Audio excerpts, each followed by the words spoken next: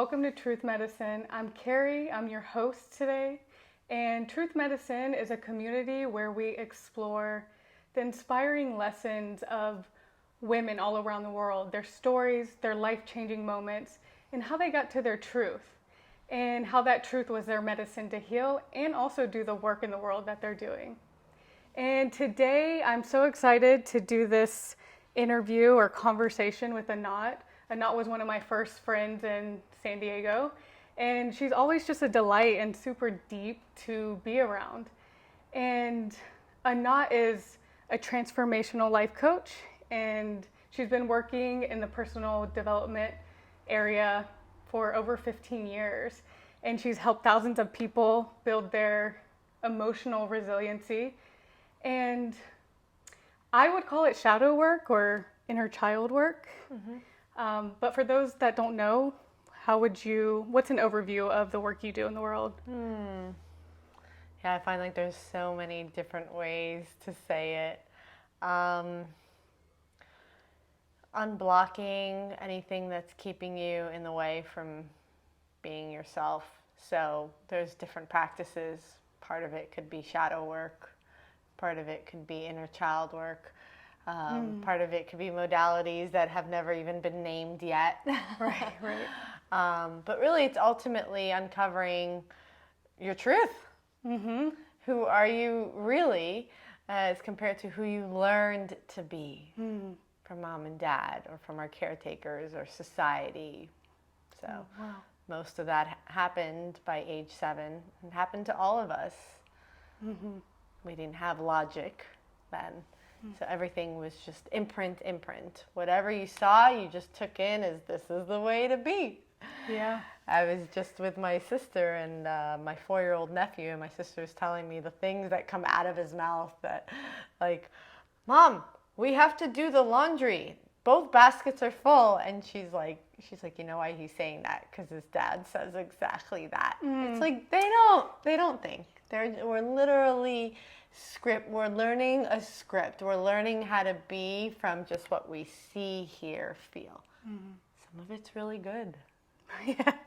And a lot of it is not. A lot of it is limiting. A lot of it is negative. A lot of it is dysfunctional. And so I would say my work is about helping you uncover the dysfunctions that are keeping you from operating in your highest and greatest.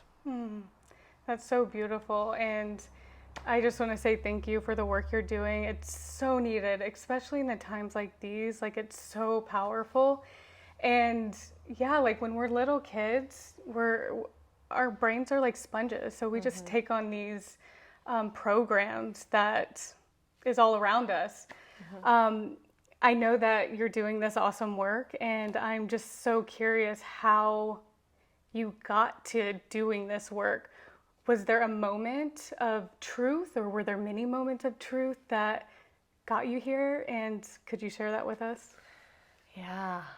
I wish I could just say I was born this way and that it was easy, but I'm actually grateful for the journey that it's been, and many moments of truth. Ones that weren't so clear, but you just know. So for those of you listening that are like, it's not clear, but there's a feeling or there's just a knowing, I'd say as early as being like 8 years old. And how it came to me then, and I don't know that I said it in these words, but it definitely had this energy of like, I'm an angel, like I'm here as a messenger, I'm here for a bigger purpose. Like I never just felt quote unquote just here to take normal, here to just take from life, more here to serve and to give. And then in high school, always having girlfriends come to me when they were dealing with something, and God knows what I said to them. Like if I could like go back in time now and be a fly on the wall, I'd be like, that was my advice. But it was interesting because the experience with my friends was always that no matter what it was that I shared, it created a sense of peace for them. So I recognized that I had this ability to create peace of mind for people. And so I loved it. I loved doing that. And I was going to major in psychology. And then there was this inner voice that was like, you don't want 8 years of school, of schooling. No. I didn't like traditional school, period. Like, I was not your A student. I was barely like a B student, I'd say. I really struggled to just sit in a classroom and be talked at. Definitely more experiential. And so the idea of like 8 years of schooling to learn and have a degree in psychology just felt like a no to me. And I gave up on it as far as schooling went, and I followed the footsteps of my dad and did business and finance instead. Again, you're going to either, a lot of times if you don't know what you're going to do, what are you going to do? You're going to copy your role models, mom and dad. So I followed my dad's footsteps and got a degree in business and finance. And it led me to self-development anyway. When you get into that industry of financial services, which I was in, and they want to develop your skills, they bring in different teachers, different self-development, business development. Right. And so I was led down that path anyways in my mid-20s, and started my journey then of self-development. And it was really to heal my relationship with my mother. Oh, good luck, folks. It's improved tremendously. I say that because I really can relate to a lot of people that know that, like, I've come from a lot of different struggles. And one of them was having a mother that was always afraid and anxious, and therefore needing to control and protect, and wanted to like keep me in this bubble. And I just wanted to be free and be me. And I remember embarking on our first self-development workshop together at Landmark Education. And you and your mom? Yeah, together. Interesting. And my mom paid for it, and I go, good, because you'll see that I'm right and you're wrong. You actually said that to her? Yeah. And how did she respond to that? I mean, she just Yeah. And how old were you? I was 25. Wow. Yeah. That's amazing to hear that you did work actually with your mom, because that's been one of the biggest things. I'm like, God, I feel like I'm the only one out of my family that, does this deeper work, I mean, in my own way, I feel like I'm doing the deepest work. They may say something different, but, I've always been like, God, I wish my mom would do something with me. So how special is it that you got to experience that with your mom? What was that like for you? Eye-opening, for sure. I was very young as far as maturity goes. I think if I did that now with her, it'd be even more powerful. So, but a lot of aha moments and awareness of where she wasn't all wrong. Yeah. But that work, I mean, I see, I look at my mom as like the gift in my life. Sometimes a gift that, isn't as comfortable, but she gave me life, and she really led me to this path, because it was the pain with her, the struggles with her, that had me commit. Even though I knew I wanted to help people in that way, I didn't think that if I don't do psychology, that there was this world of like self-development and coaching. Right. Like it's, you're talking 2005. So it wasn't as common as it is now. Now it's like, here you guys all are tuning in on YouTube or Facebook or Instagram. I mean, Facebook was just, a little itty bitty college thing back then. Yeah. So I didn't know that it would start my journey. For those of you that are listening, I'm curious, what was your challenges with your mother? Oh. For other people that may have challenges with their mothers. Could you just go a little more into that? My story was always, she treats me like I'm 5 years old. She just wants to control me, tell me what to do. She doesn't let me be myself. And so it felt very, very constricting. Right.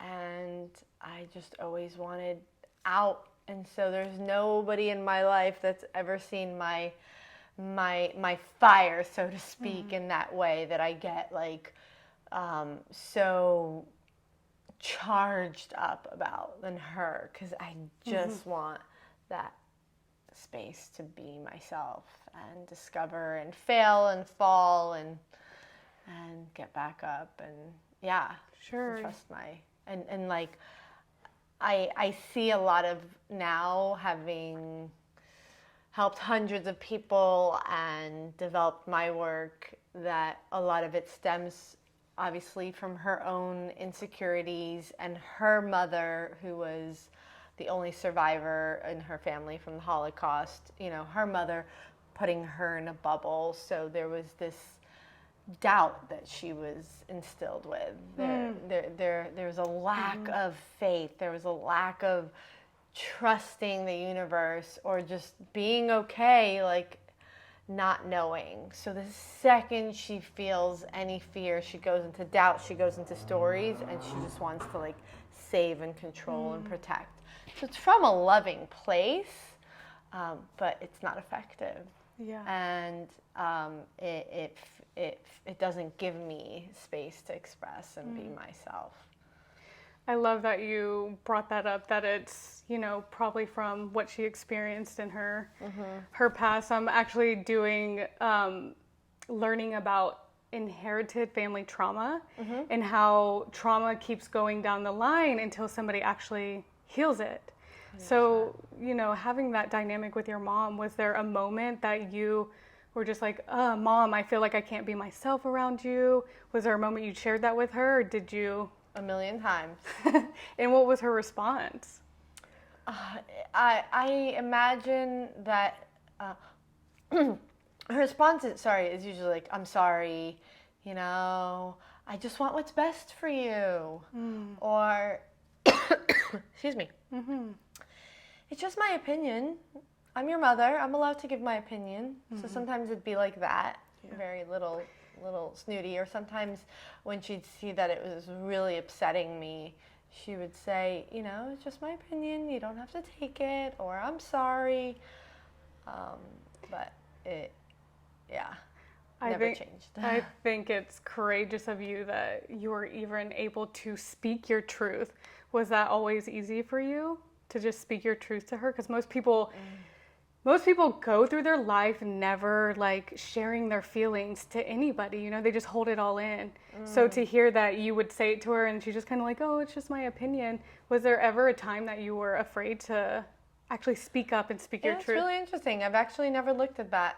And with her, no, which is why ever since I could remember, so I imagine ever since I was in my like teenage years, I felt like my mother and I were always butting heads, because I just wanted the freedom to be an individual and fall and make mistakes and fail and get back up and trust and not take on those fears or those beliefs that I know that she inherited as well. So it still comes up now in moments, for sure. How so? But I've learned to not only speak my truth, but set my boundaries and express them as firm boundaries. Like those of you listening, if you ever struggle with someone and you don't want them to be a certain way or do something, there's a difference between saying, I really don't like when you do that, Mom, and this is a boundary for me. So I really invite those of you that struggle with it to start using the word boundary.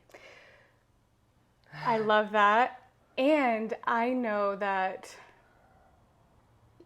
it's so challenging to use language like that to a mother that probably doesn't even have that awareness or language. I know when I realized I had a lot of wounding around my mom and my childhood, I didn't truly know how to set a boundary, so I just like pushed her out.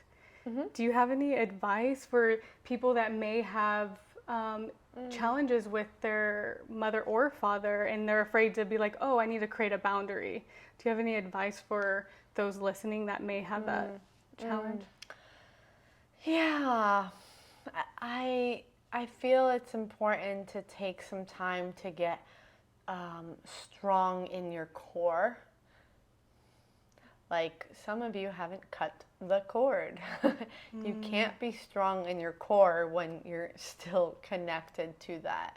And so there's something to really look at and see, like, where are you still wanting to please mom, appease dad, vice versa, still leaning on them, still needing them. Like, you know if you still have that cord there. And I never did. Like I said, I think I was like turned 10 years old and I was like, watch out, I'm done. You said you never had the cord there? Like, meaning in my adult years. Got it. But my sister did, for sure, for a long time. And up until she was married and wanting to get pregnant and having a struggle with that. And I actually said to her, I was like, I think there's a correlation here. Like, you want to step into motherhood, but yet everything that comes, you call, Mom, what do you think? Mom this, Mom that, I don't know what to do. It's like she didn't have her own identity. Yeah, so how can you step into motherhood when you're still relying on your mother? And so she worked with my mentor at the time and cleared that and stepped into that and got pregnant. Now, has an amazing 4-year-old son, and can stand her ground with my mother, because my mother does the same thing with her. She does the same thing with my brother. This is just how my mother is. And for us to all be able to speak our truth, to know that we are strong in our core, which means that you can trust yourself, that you trust your gut. I don't know that I answered your question, but how would someone so taking time, thank you, to take a look at that. Where are you responsible? Are you relying on mom or dad in such a way that they feel that and they know that, and that's why they keep crossing? There is no boundary when you're connected. And so making room for yourself and developing that trust within yourself, and then develop which mom represents an extension of self. Yes, I was just about to ask you about that. Yeah. Explain to the people listening, the mother represents the extension of self, and you said the father represents everything outside of ourselves. Yeah. I love we were talking about this on the beach like a few weeks ago, and I was like, I mean, I've heard things like this, but what you have to say about it is so good. Yeah, and I've found accuracy in it with all my clients over the years.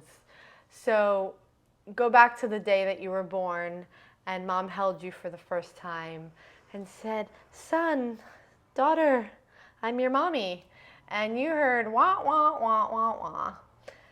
You didn't have language yet. You did not know what she was saying. You could barely see, and you did not know that who you were looking at was your mother. But what you did know is that the energy that you were feeling felt familiar. It felt the same as the vibration, the energy that you just spent 9 months in. And so in that moment, you recognized, this is me. I am mom, mom is me. There is no separation. And there was a cord there too. And so mom steps into the role model of me, of self, of extension of self, of everything related to yourself. So how you treat yourself, how you talk to yourself, how you see yourself, how you take care of yourself. You all learned by what you saw, heard, or felt from mom. And when I say felt, it could be how she felt about herself, and she might have been insecure and that imprinted you, or how she made you feel. And then the other side of the coin is, so you either copied all of that imprint or you rebelled. And usually we rebel when it's just, it feels unsafe to be that. And so we do the opposite. Oh, I'm never going to be like mom in this way. That's still a survival mechanism. That's still not who you are. That's still all for survival. And so those of you listening, take a look, reflect on where are you challenged with yourself, whether it's your self-care or how you talk to yourself or how you feel about your body or your confidence level, and ask yourself, is this mom? Is this what I heard? Is this something mom would say? And when I say, I mean like first 7 years of your life mainly. What you would witness and see from her, or what you felt energetically, or how she made you feel. So, if you recognize that it is inherited from your mother, what would be the greatest way to work through that? Just something simple, if that's possible. Whew. I'm like, welcome to my 90-day program. Training camp for the soul. Yeah. What can I give you as a tidbit? I'd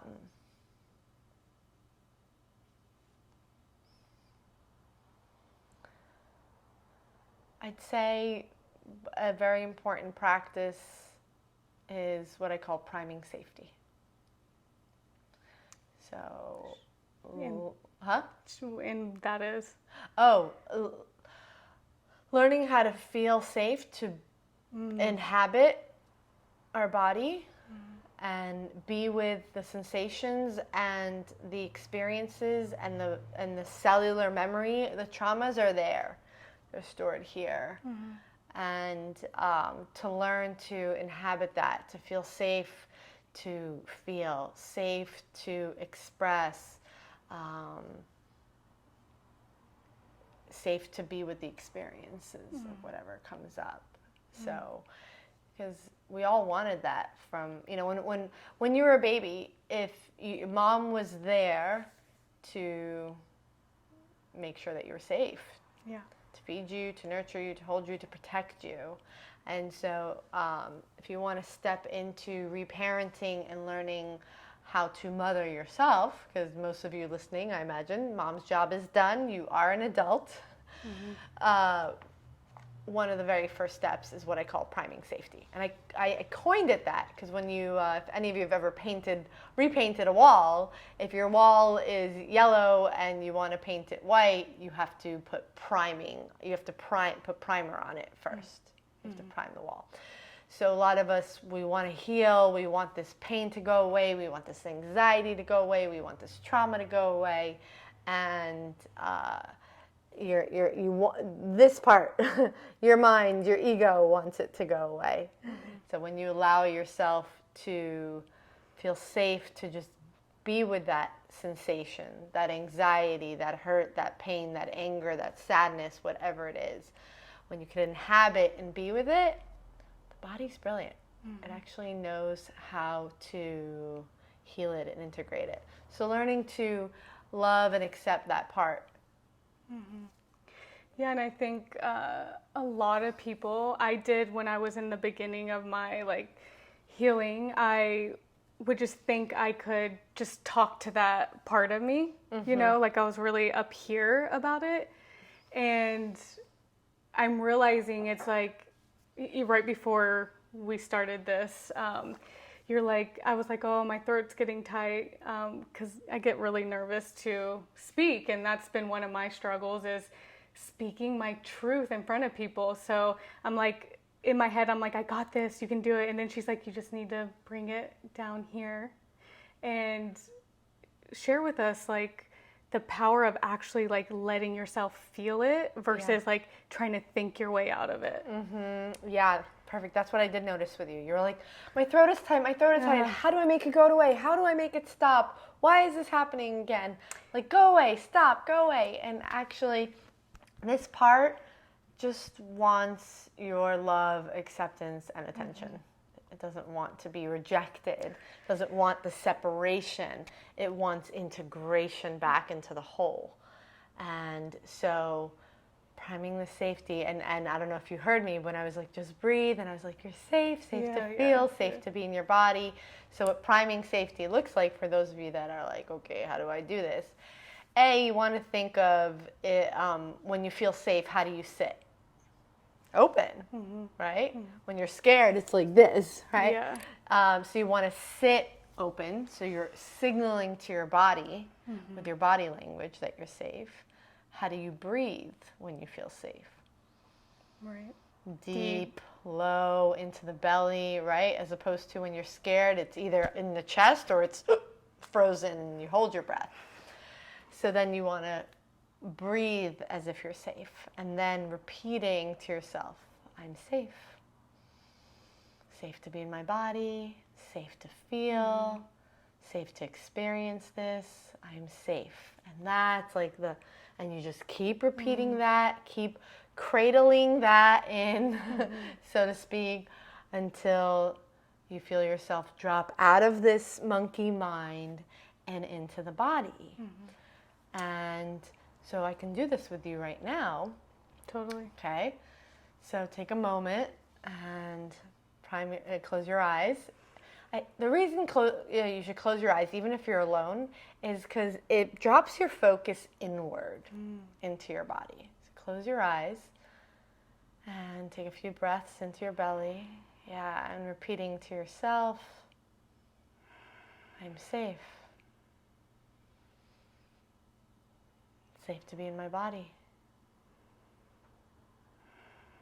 Safe to experience this.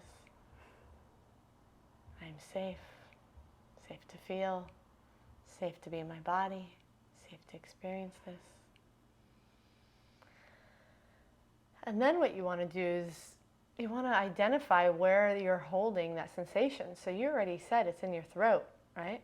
Yeah. And so a lot of times we go into labeling it.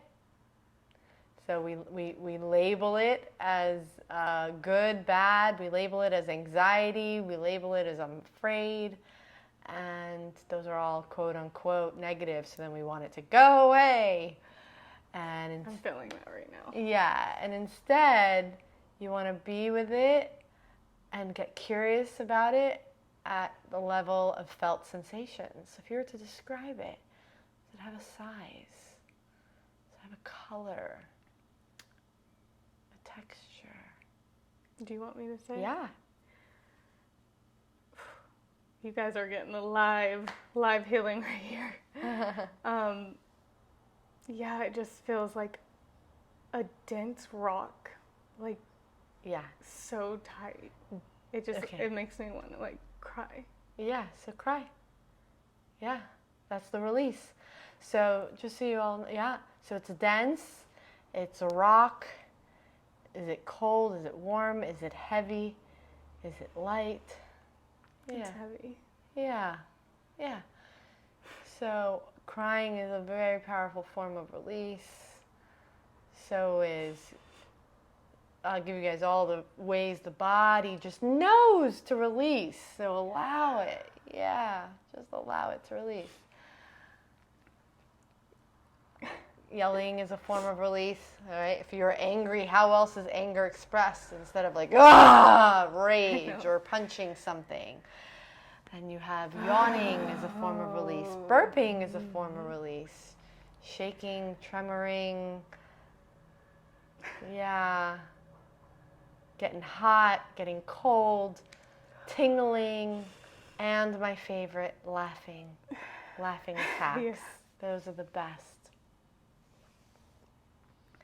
Yeah, and so what happens, why you quickly got there is because you got out of your head and into your body. Yeah. And you were being with this at the level of sensation with no judgment of it. And so how do we not judge it? We describe it. Shape, color, size, weight, temperature, texture. Yeah. And you just stay curious with it, and it signals the body to heal it, to release it. Yeah, I think for so long I'm like, why? Like, what is it? You know, like. Yeah. And that I call analysis paralysis, right? I so do you that. analyze why, and it paralyzes. It actually disconnects you from your body. The why doesn't matter. It's happening. Mm-hmm. You can make up a million whys. It would still be happening. Yeah. Our mind thinks that if we know why it's happening, then we can fix it. Or if we know why it's happening, then it'll stop. And sometimes, rarely, sometimes that's the case. Rarely. Yeah.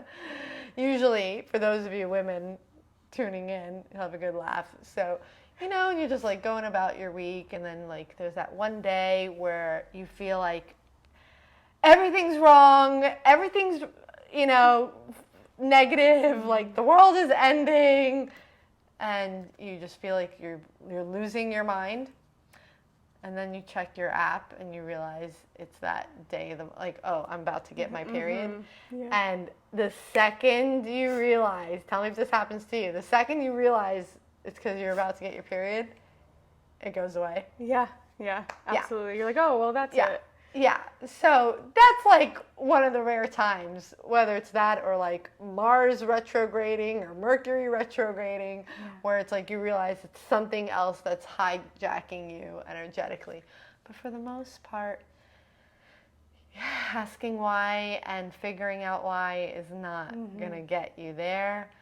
And it's much easier and simpler. Like that's a hard riddle to solve. And understanding it is only going to bring you to awareness of it. Like if the reason, this is because my mom always told me to shut up, or my dad was like, you're saying it wrong, you're doing it wrong, then you're just what I call trimming weeds. I did that for 8 years of my self-development journey. I trimmed weeds. So, and this is my frustration with the industry of mindset, and it's all up here. It's all up here. Yeah. It's all just trimming a weed, but you're never getting to the root, because the root lies in the body, in the energetic body. Our emotions are energy and motion. And we so it's like, forget solving the riddle. All you got to do is prime safety, describe the sensation, and keep observing it and being with it and being with it. And sometimes it's like 30, 40 minutes that you're being with it. But you'll notice your body, like for me at this phase, and I'm very much human. I still have things that come up. I still, do these practices. It's rare that it's crying. It used to be a lot of that. And I think crying and anger is usually what shows up as forms of release when it is related to some like trauma in our childhood that was where you didn't get to express that. Yeah, and I think that I have for so long. I'm like, okay, what happened, and it's I still can't necessarily figure it out, but it doesn't show up until like I'm doing something like this, that the real trauma or the block really shows. And I'm like, it makes me just want to run and not do it, and just never face this wounding. But like I really think the medicine in just doing something to expand is so powerful and potent. Yeah, and what you just spoke to is exactly why most people experience themselves as stuck in some area of their life. Because this limiting belief shows up as a block, as a roadblock. And if you don't face it, then you just continue to conform to it being there and limiting you to live inside of like that limiting belief of my voice doesn't matter, or it's not safe to express myself. So I just want to say thank you for doing that. I know this episode is supposed to be about your truth, and here we are. I think this is the reason that I want to do this, is because this has been my biggest issue, is speaking. But then I've just always had this vision of me speaking in front of people and and being in front of people, speaking my truth. And it's like the one thing that terrifies me.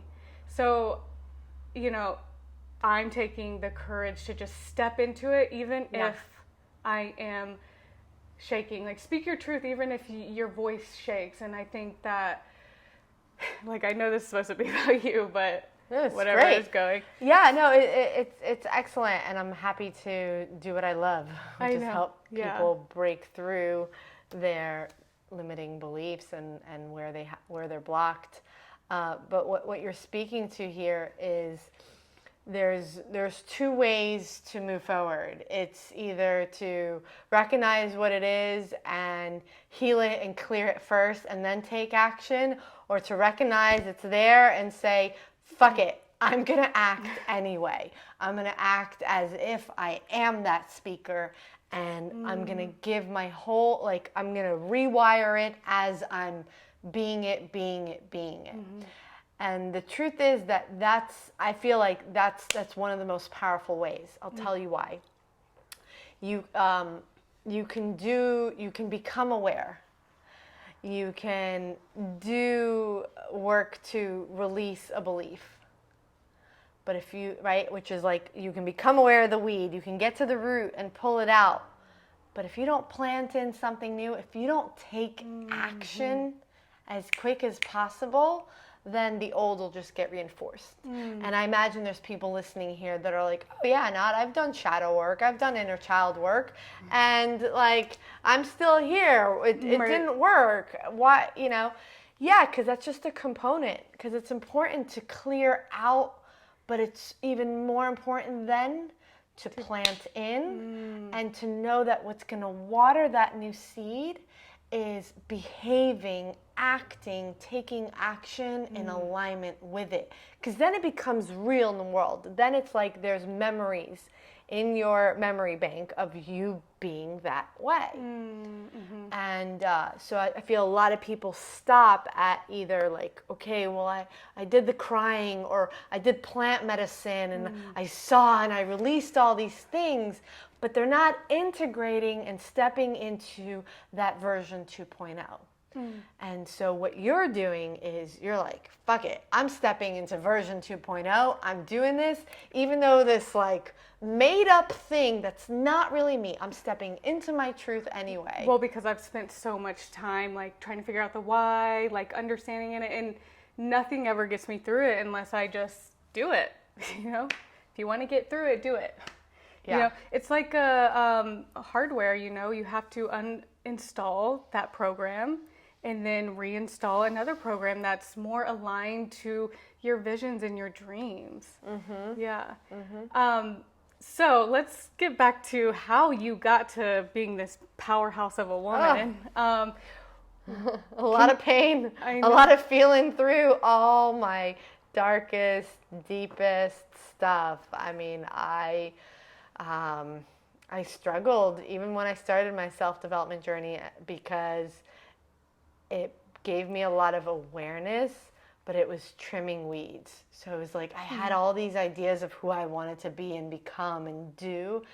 And if you trim a weed, there's really no room to plant something new. You're just feeling better for a weekend or something, and then it's back again. So I struggled with codependency. I struggled with no self-love. I struggled with hopping from, startup company to startup company, from getting myself in a lot of debt. So I struggled with having no self-esteem. So I wasn't born this way at all. And I definitely struggled in my romantic relationships. What do you relate to your childhood was the thing that kept holding you back? Like, is it more related to your mother or your father? That's a great question.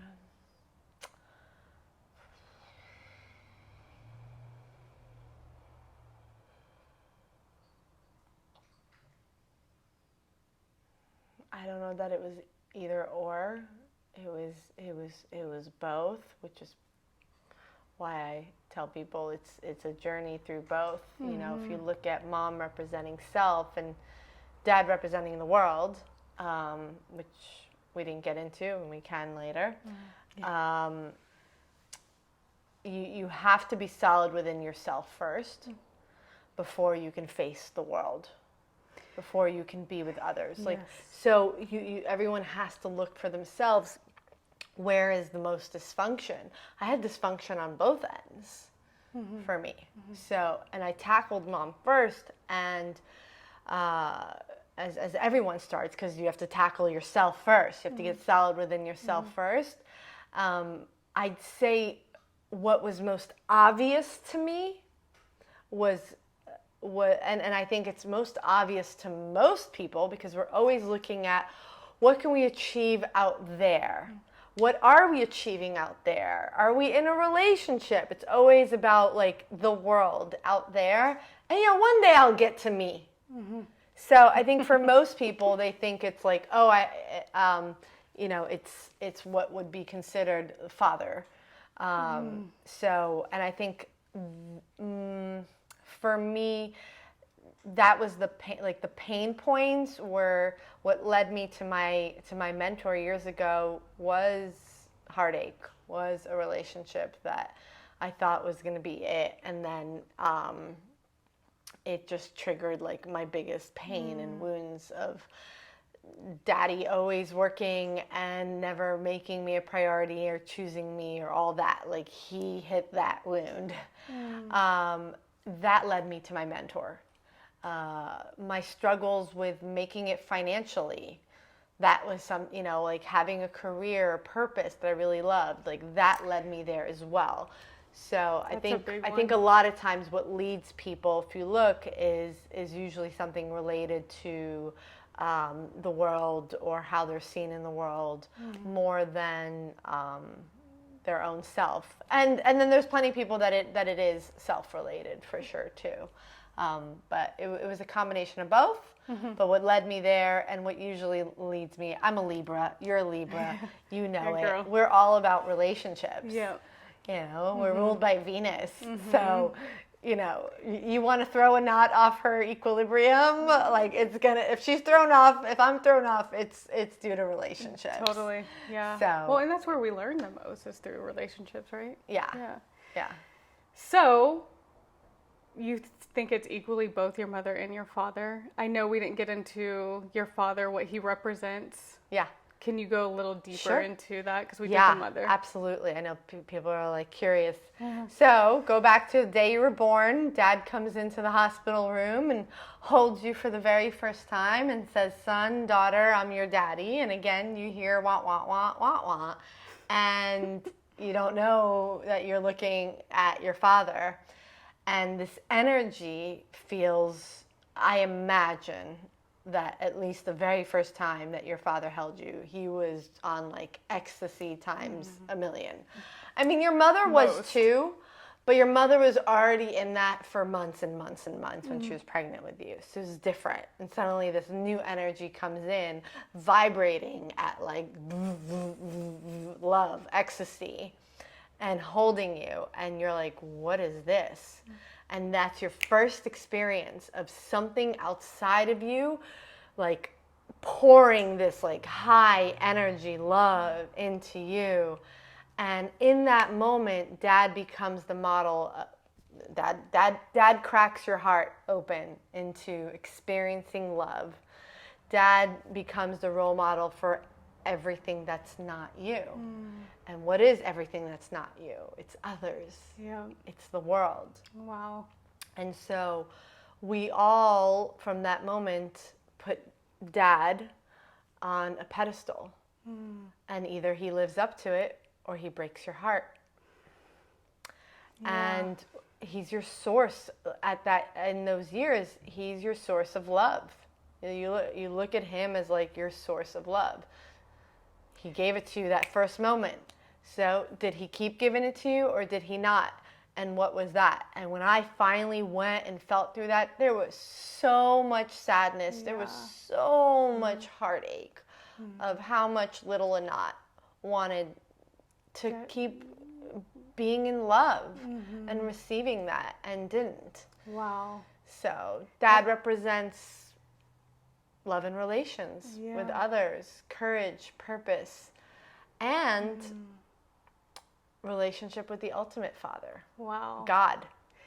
That just, yeah, especially men relating to their fathers is how they view God. And it just makes me think about all the people that grew up without their father, like what is, like, it just...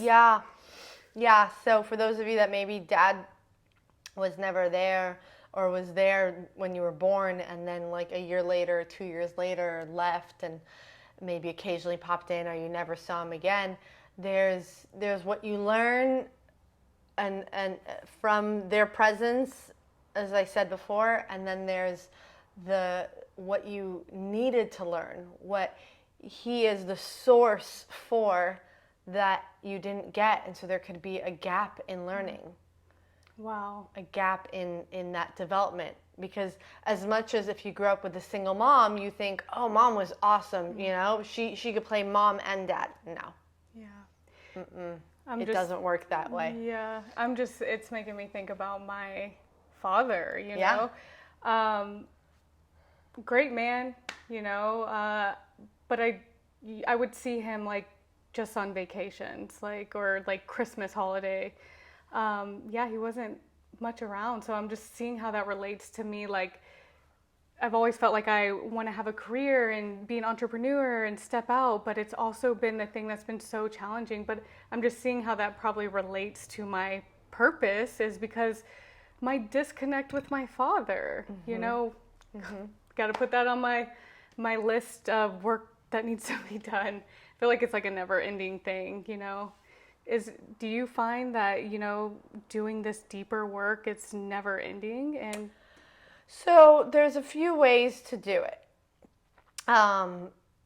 If you have tools and you are using those tools as life hands you a trigger, then that's good. It's better than not having it. But it may take a very long time. And so, like in my 90-day program, I tell people, I go, the difference is here, we're going to go to your garden and we're going to identify all of it. So we're going to be proactive about looking at the 5 areas of development. And whether you had dysfunction there or function. So we're going to look at self-esteem. We're going to look at connection. We're going to look at expressing your needs and wants, limits and boundaries, and responsibility. And we're going to look at it from 2 lenses. Mom, self. So what's your connection to self? How are your limits and boundaries with yourself? Et cetera, et cetera. And then you're going to look at it from the world and others and what you learned from father in that way. So that's a proactive way of tending to a lot in a matter of 90 days, where then do things still come up? Yes, we're human. Look at a garden. Think about it. You move into a home and you have this beautiful backyard and you're like, oh my God, there's like a garden here, but it's like full of weeds. So what's the best way to tackle it? Well, let's just spend all weekend long and clear it all out and then plant what we want in there and tend to it. Does that mean that a year later a weed isn't going to pop up? Right. 6 months? Of course it is. We're very much human, but you've laid down enough of a foundation where it's healthy. Wow. I love your analogy on that. Thank you. So we spoke about we briefly went into the moment you decided that you're going to date yourself for 100 days. What inspired that? Yeah, so about 8 years ago, almost exactly 8 years ago. 2013? 2012. Yeah, so September 2012, August 2012, I was living in New York in a 5-year relationship that was codependent. There was like no passion, no love there anymore. I was depressed, eating like a pint of ice cream every day, but yet wasn't willing to let go of it. And then the universe stepped in and created the perfect storm. And I was finally able to have the courage to leave the relationship, leave New York, move to California with $2,000 to my name. How did you have the courage in that moment? He met someone, and I found a note, and I approached him about it, and he was like, "But I love you." I'm like, "Do you see a future with me?" And he couldn't answer it. And I go, because I know that it's like, you meet someone fresh, and selfish, narcissistic guy just wants to hold on to both until he's sure. And I was like, I'm done. That's a moment of medicine right there. It was. So guys, here's your opportunity. You can answer the universe when it whispers, or when it taps, or when it nudges, or you can wait until you get pushed off a fucking cliff, which we most do, before you have the courage.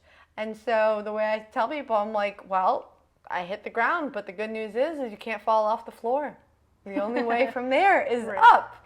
So that's when I was like, okay, all right, moment of truth. And not, what do you really want? And I realized I'd been visiting friends in LA, one of my best friends, earlier that year. How many times I said, God, I just love California, if only and I just knew that I was done, that I didn't want New York, I didn't want the jobs I was in, I didn't want the relationship, I didn't want any of it. And for the first time in my life, I said yes to something my heart desired. So I moved out here within 3 weeks with $2,000 to my name, no car, no job, no home, no plan, and one friend. Wow. And I was resentful, I was angry, I was a bit of a victim. I, for some crazy fucking reason, still wanted him back. All that unhealthy codependency. That happens. And I knew that I was almost 33 years old, and I didn't have anything my heart desired, except we're now living in California. So clearly, whatever I thought was right for me, I didn't have that strong inner compass. I couldn't trust that guidance because it got me nowhere. So I was like, God, I don't know what's good for me. So I'm going to surrender to you, and I'm going to let you start to lead me in this. And I started practicing just living for the day, for the moment. No plan, not knowing, and just letting the unfolding, the miraculous to show up, which it did in many ways. And if we had another hour, I would get into that whole detailed story. But to sum it up, within about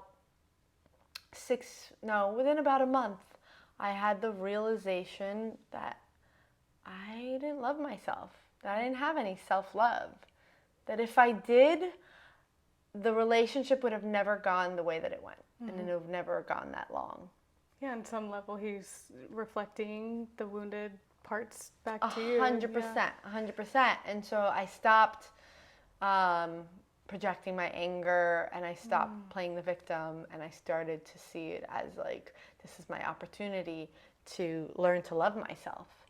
And I, at the time, could never be alone. Like being alone brought me so much anxiety that even if I was home alone, I'd have to turn on the TV or call a friend or something. There wasn't just relax. Whereas now I'm like, can I just have a weekend alone? It's a different experience, right? And so I challenged myself to 100, what I called 100 days of dating me. I was like, for 100 days, I'm going to focus on myself. I'm not going to be flirting with guys, looking to get attention, looking to take and get from other people. I'm going to source and give to myself. Gosh, I know for people watching, they're probably like, that would be so challenging to, not get attention from the outside world. It was. And at the time, I thought I was like, oh my God, I just had the biggest breakthrough. I'm going to do these 100 days and I'm going to be good to go. Squeaky clean, let's do this. It was the first step in my journey. but I was taking that step with my guides, my angels, the universe, like totally on board that like, wow, Anat, you're finally getting on your journey. So it seems like to me, like hearing you say that, it's like you had tremendous faith. You had a lot of believe and just surrendering and trusting that God or your guides or your angels were going to get you through. Yeah, was moments. I feel like I believed it, but I struggled with it. Oh, for sure. It was a journey. Again, it's like committing to a relationship. It doesn't mean just because you commit or you get engaged, you get married, that it's all smooth from there. There were definitely moments where I would fall back where I didn't. Well, and how did you get yourself back up when you would fall back? Like, how did you have the courage to just continue this journey? Oh, I paid attention to the signs. I believe that, like Course in Miracles says this, like miracles are available to us at every moment. The miraculous is available. The only reason that most of us don't experience it that often, if at all, is that we're too busy doing. And when you do something and it goes the way that you wanted it to go, you feel accomplished. It's not a miracle. You're like, I did it. I feel accomplished. But when you have a desire and you don't know how to get there, you don't know what it is, but you just allow yourself to have the desire, and then like the knock shows up at the door, or the friend says, hey, you're looking for a job? Actually, my friend is hiring for it. You'd be perfect for it. All these little moments where you realize, wow, like the universe is listening and has my back. So when I started practicing just being in the moment every day, just taking it for like today, no to-do list, no plan for tomorrow, there was room for me to listen and feel that like we all are being guided. Yes. So more being, less doing will give you access to experiencing the miraculous. And then there's to acknowledge it. Like how much can you just acknowledge? I think it's so challenging for people to just be still and, not do anything. Just go in nature and sit. Like, for me, I love it, but I can understand people just beginning their journey, how it could be a challenge. And you can fight it. But once, here's where it starts. It starts with an intention. Are you willing to speak that prayer, that intention into the universe? Because that's where it starts. And I did that. I got to San Diego and I said, God, I'm almost 33. I don't have anything my heart desires except for now being in California. Like, I'm here's the keys. I'm handing it over to you because clearly I don't know what's best for me if I have gotten myself to nothing at 33.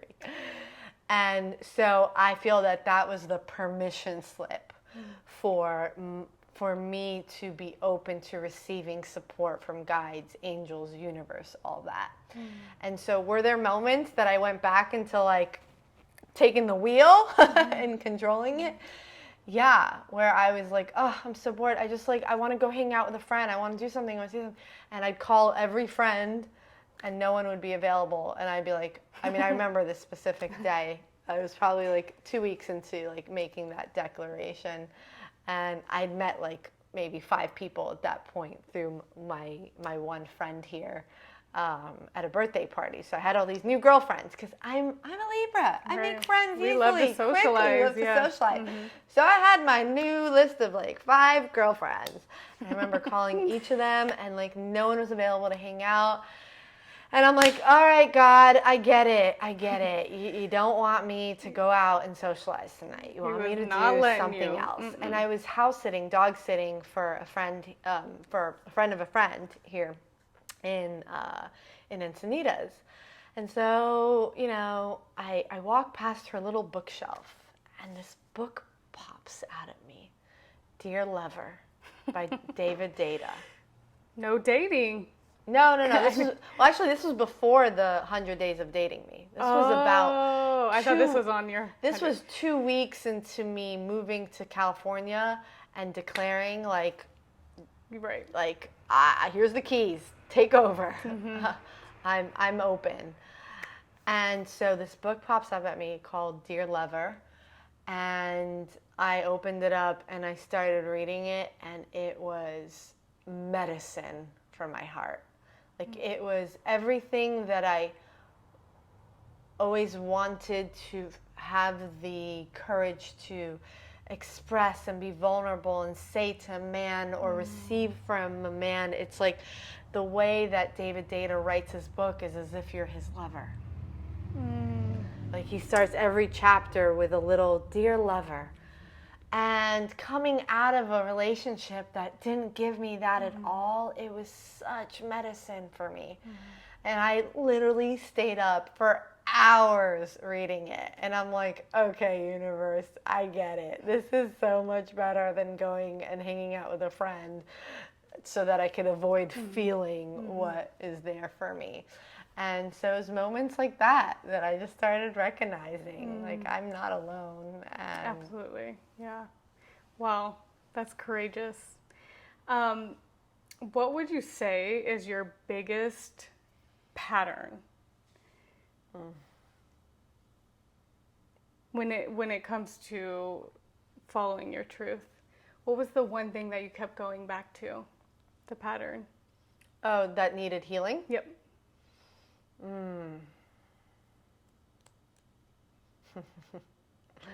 You are my sister. Being willing to stand up for myself, express my voice. Yeah. Wow. Yeah. Know that I'm worthy of putting out my message. Wow. Yeah. Like, now that you got me present to it. Yeah. And it not only showed up, like, who am I to, guide and support others. So the courage to step into my truth. But also definitely in relationships. Like, going from the pattern of people pleasing or wanting to please my man so that he's happy instead of making sure that I fill my cup up first and that I'm happy, and if I'm not, to express my desires and my needs. How fascinating that it's your throat as well. Wow. Yeah, it's a tough one. For me, like, it's just one of the most challenging things, and it's so cool to see you where you are now, to see you get through it. How did you get through it? What was the... hiring mentors, hiring the healers. And doing that deep work. Doing the deep work. There's no way around it but through it. Yeah. And if you've done transformational work and it felt easy or like a walk in the park, you're not there yet. Transformation is a walk through a burning forest, and there's some dragons to slay. Absolutely. And so to expect it, expect it to feel like that.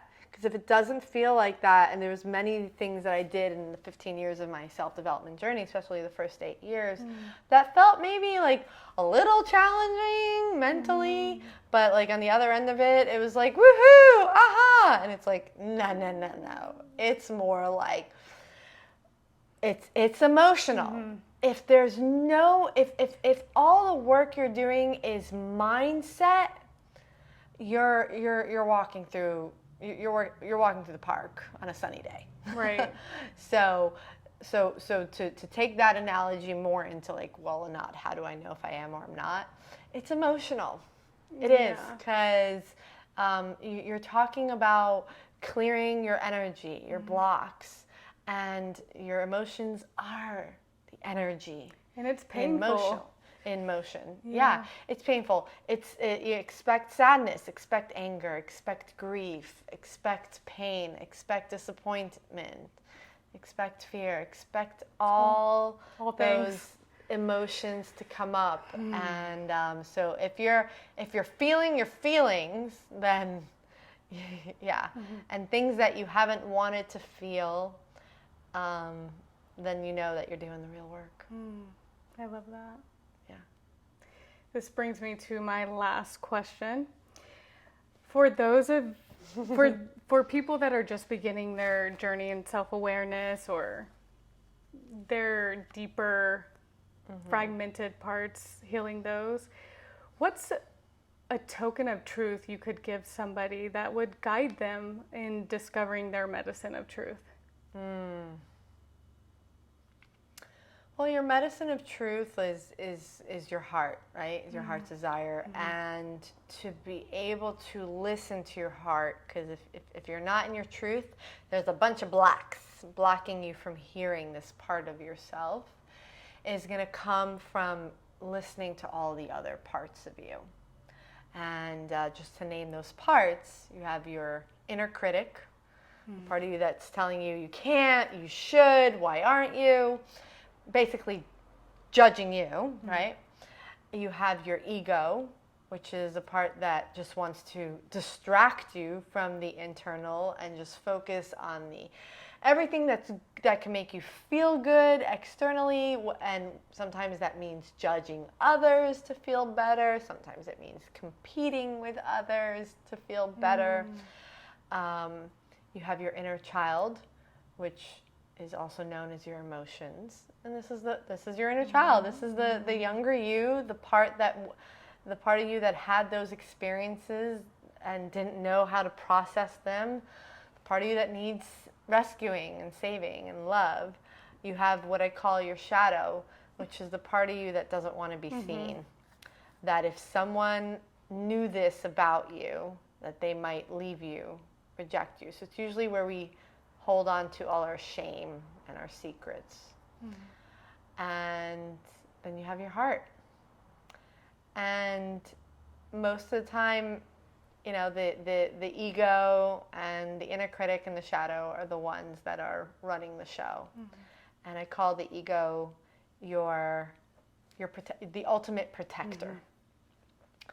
So we need our ego. It's not bad. Is good sometimes. And sometimes you need your inner critic. Sometimes your inner critic is like, hey, why are you eating that ice cream and pizza? You said you wanted to lose 10 pounds. And in that moment, you're like, okay, yes. Inner critic is being helpful. Most of the time not, though.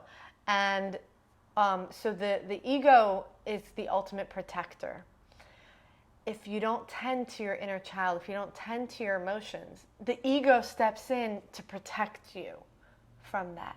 So the more you tend to your inner child, the more you tend to your emotions, the less of a job the ego has. And as you tend to the inner child, think of a child, whether you have one or you're an auntie or uncle or a neighbor of a child. When they're upset, do they want to play? No. When they're upset, they're in it. And what they need to do is move through it, is be in it. And as soon as they do, what do they want to do? Play. Create. It's completely forgotten. Like, it's done. They move through it. And so your access to your heart is going to come from healing that inner child. Because when that child is happy and clear again, it wants to play. It wants to create. And so then you can start to hear the heart is like, well, here's what I want. I've wanted this all this time. And so here's a practice to learn to identify who is speaking. Grab a piece of paper or a journal, and anytime that you feel stuck in your head, stuck in general, so much going on, so much noise in there, recognize that it's like all parts of you sitting at the dinner table, all talking at the same time. Who do you hear if you're sitting on the couch witnessing it? The loudest one. Only the loudest one. How effective is that? Yeah, that's why our ego and our inner critic run the show, because they're loud. They're loud, and we only hear them. And so taking it out of our head and onto paper. So anytime you feel this way, you want to do what I call have a dinner party, do a journal dump. And so you're just writing as you're hearing things. So at one point you may hear the inner critic, another point you may hear, and you're not trying to label them or identify. You're just, let's say, sitting here, and let's say they're all here at this table, and at one point, oh, you hear this one, you write that, you write that. So as it's coming through, stream of consciousness, you just dump it all out on a piece of paper. Then you go back and you read it. And you are reading it to identify the inner child. And the inner child is going to be the I am ... I feel ... or I feel like. And usually what comes after that like is a story. Like, I feel like he doesn't listen to me. So that's not really a feeling, but that's a story. And so that's a limiting belief of others don't listen to me, I'm invisible, right? So when you circle and identify that, you can start to see what the inner child is saying and what the inner child needs. I love that. So if it's, I'm scared. So what would you do if your child came to you and said, I'm scared? Or if the child said, I feel sad. Or said, I feel like I'm all alone. Right? Oh, you're lonely. So you start to know how to tend to that child. Now, do you need to circle and identify all the other parts? No. You acknowledged those parts just by capturing everything that was said. So tend to that. If you want, you could look and circle if there's anywhere that you wrote, I want, or I desire, because that's your heart speaking. And that's a process to get out of the head of all the noise and start to take a first step to that. From there, prime safety. Wow. And start to listen to that emotion, that inner child, that energy. Feel it, hold it, let it be. Oh, you're sad, you're angry. Okay, it's okay to be sad. Yep, I'm going to feel that sadness with you. Yep, feeling it. Oh, it's warm, it's tight, it's round, it's this, describing all of it. Wow, Anat, you're amazing. I know we went through a whole lot there, and there's a lot to really pay attention to and look to. And if this intrigued anybody's heart or really touched somebody's heart, where can they find you? Well, my website, trainingcampforthesoul.com. If you're curious, apply. You can hop on a call with one of my team members. And, we do, we have a lot of different offerings on there. So awesome. And then, of course, they can always find me on the gram, on the Instagram. Awesome. Thank you so much. You've been such a delight. And if this touched anybody's heart and you feel like this could potentially help somebody in discovering their medicine of truth, please share it and let us know how you liked it. Until next time.